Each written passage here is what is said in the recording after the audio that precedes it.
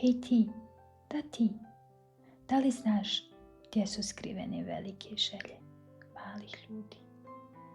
Udobno se smjesti i zatvori oči.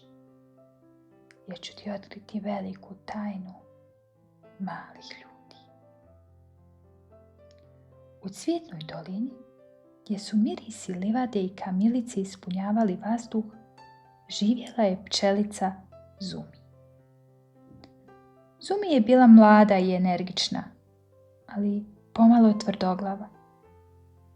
Dok su druge pčele marljivo skupljale nektar sa svih cvjetova, Zumi je imala poseban cilj – pronaći savršen cvijet. Zašto bih gubila vrijeme na obične cvjetove, govorila bi sama sebi. Napravit ću najukusniji med, ali samo ako pronađem najljepši i najsavršeniji cvijet. Jednog jutra Zumi je raširila svoja mala krila i krenula u potragu. Na livadi je ugledala maslačak. Njegove žute latice sjajile su se pod jutarnjim suncem. Maslačak, previše običan, rekla je i odmahnula glavom, leteći dalje. Sljedeće što je ugledala bio je ljubičasti zvončić koji nježno plisao na vjetru. Zumi je zastala i pogledala ga. Previše malen, promrmljala i nastavila dalje. Satima je letjela od cvijeta do cvijeta, nalazeći zamjerku svakom od njih. Ruža je bila previše trnovita, tratinčica previše jednostavna, a mak previše crven. Vrijeme je prolazilo, a Zumi je postajala sve umornija. Dok je sunce počelo da zalazi iza brda, Zumi je sletjela na kameni obod malog izvora, potpuno iscrpljena. Njena prijateljica pčelica Mela, koja je cijeli dan zakupljala nektar, naišla je i začuđeno je pogledala. Zumi, šta radiš ovdje? Zar nisi skupljala nektar? Upitala je Mela, stavljajući svoju korpicu sa nektarom pored sebe.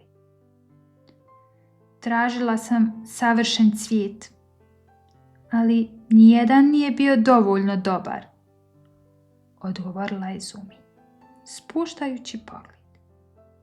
Mela se nasmijala. Savršen cvijet? Pa šta uopšte znači savršen? Pa mora biti najljepši, najposebniji, rekla je Zumi.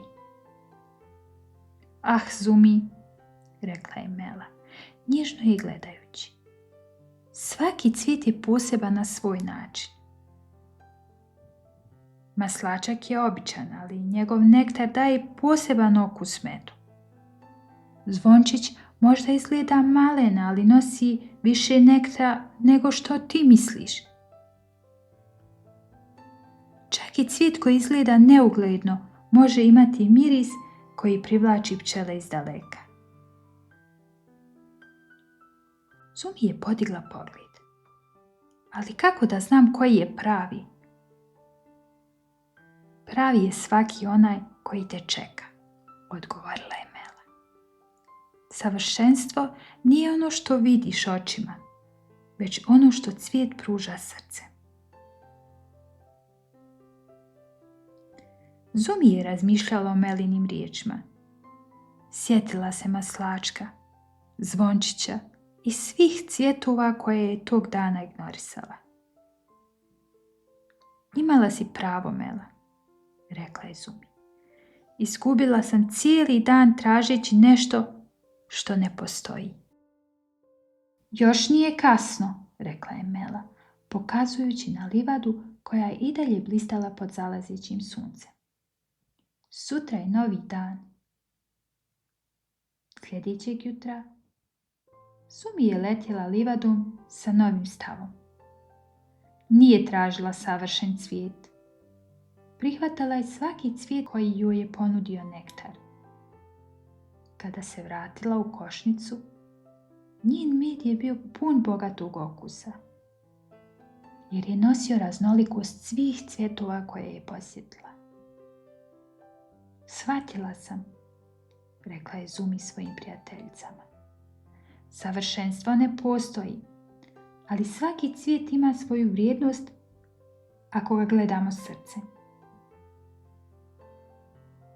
Te večeri, dok su pčele uživale u Zuminom medu, ona je osjetila ne samo ponos, već i duboko zadovoljstvo.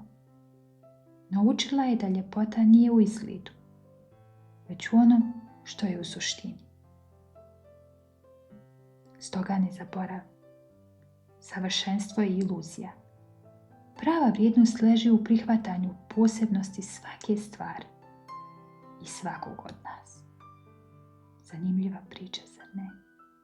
Da li znaš gdje su skrivene velike želje?